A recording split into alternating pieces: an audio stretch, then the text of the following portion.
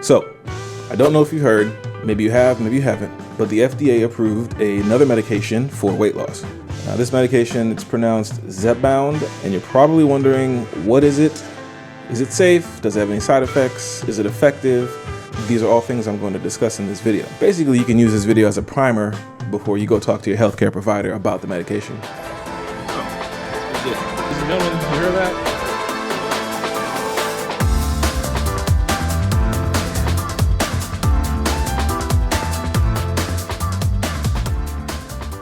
Hi guys, it's Dr. Philippe here. Thank you for stopping by my YouTube channel. Like I've mentioned before, I'm a board-certified family medicine physician. I'm a former Division I basketball player, as well as a former personal trainer. So my goal in this video is really just to break down a little bit of what this medication is about, as well as to discuss some of the pros and cons, some of the reasons why you may or may not consider this medication, and then also just to reiterate some of the things that this channel really aims to focus on. This medication is not new. This type of medication has been around for some time now, and originally it was meant to treat patients with diabetes.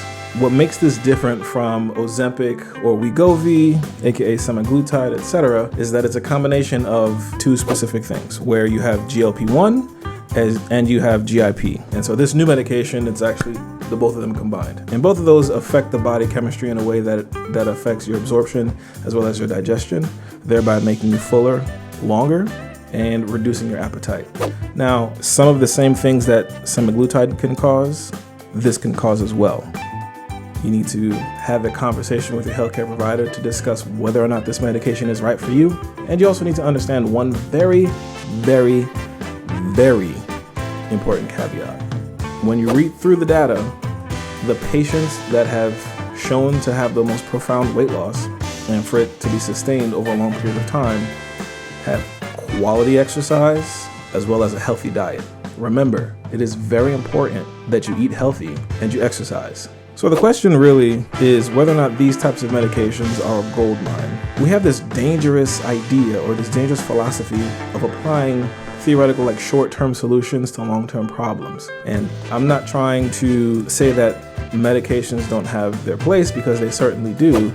I'm trying to reiterate the fact that it is very, very, very important that you always remember to eat healthy and exercise, irrespective of what type of approach, whether it be with medication or not, when you're trying to lose weight. Always discuss with your healthcare provider before you try to initiate anything specific as it relates to your own health in the realm of weight loss, etc. A lot of us deal with an overconsumption problem where we eat too much, whether it be too many calories or too much of the wrong things, etc.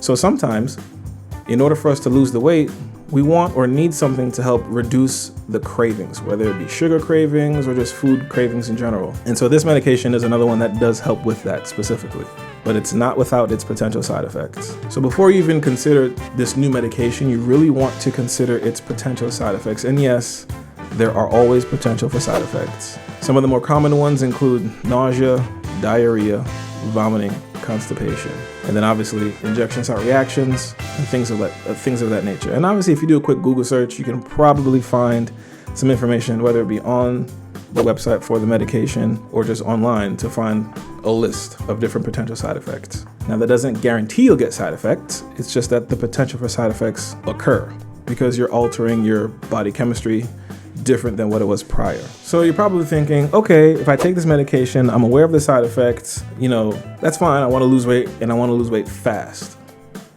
Wrong. You do not want to lose weight fast. The reason why you do not want to lose weight fast, even though you might feel like you do, is because whenever the body loses weight, you're in a caloric deficit. It's going to pull energy from fat and muscle. If you lose too much muscle, you can actually still be obese, but have reduced muscle, and it's a term called sarcopenic obesity. I know you want to lose weight fast, but hear me out. Fast is not the answer. You do not put the weight on overnight, so don't expect to lose the weight overnight.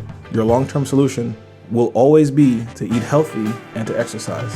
You really do have to have the right frame of mind, because if you approach this as though this is going to be the end-all be-all, you will be disappointed. You may lose weight temporarily, but if you don't instill the proper habits in the background, you're setting yourself up for failure afterwards.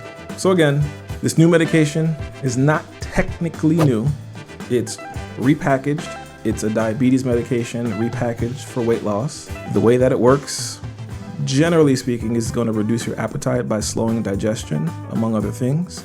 By doing that, if you think logically, if it takes you a lot longer to digest meals, you're more prone to potentially having nausea and those other symptoms that I mentioned earlier. So again, it's not without side effects, potentially. There's no guarantee that you will or will not have side effects. You're just at a risk of side effects just by taking the medication, period. If it's something that you're interested in, I encourage you to talk to your healthcare provider to determine whether or not that is the right choice for you. Recognize that A, you're probably going to have an insurance hurdle because the medication itself is very expensive right now, so the cost to entry is going to be pretty high just due to that itself. Don't assume that this is your only opportunity to achieve weight loss. There are other medications that have been and continue to be utilized to assist patients with appetite suppression and weight control. Some of you, if not a lot of you, just need to be honest with yourself and do the hard work. That's not the fantastic answer, it's not the best answer, but it is the truth. And we're not going to sugarcoat on this channel. I'm not perfect. There are days where I don't, adhere to my plan 100%, but that's okay. I understand that. I bake that into my plan. I don't allow me not achieving a goal at a specific amount of time prevent me from still trying to pursue that goal and work at it every day. And like I said, 1% improvement every time, each time, can go a long way. In this section, these are some of the reasons why you may want to reconsider whether or not this medication is for you.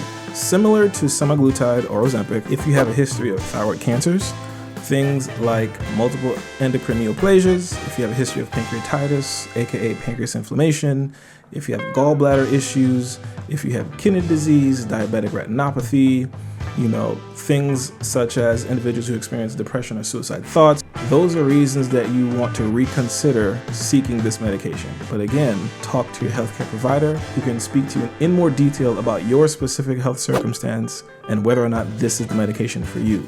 If you're the type of person who can wake up in the morning and you don't need to eat until evening time because your appetite really just isn't that much, why would you look at taking an appetite suppressant if your appetite is already suppressed? So these are some of the conversations that you want to have with your healthcare provider in order to determine whether or not this medication is for you. In conclusion, this new medication does provide a step forward in the fight against obesity, but it's important to recognize that there are no miracle solutions to long-term problems. Really tackling this issue is going to take a mixture of a lot of different things. And in some instances, it may involve medication. In others, it may involve surgery.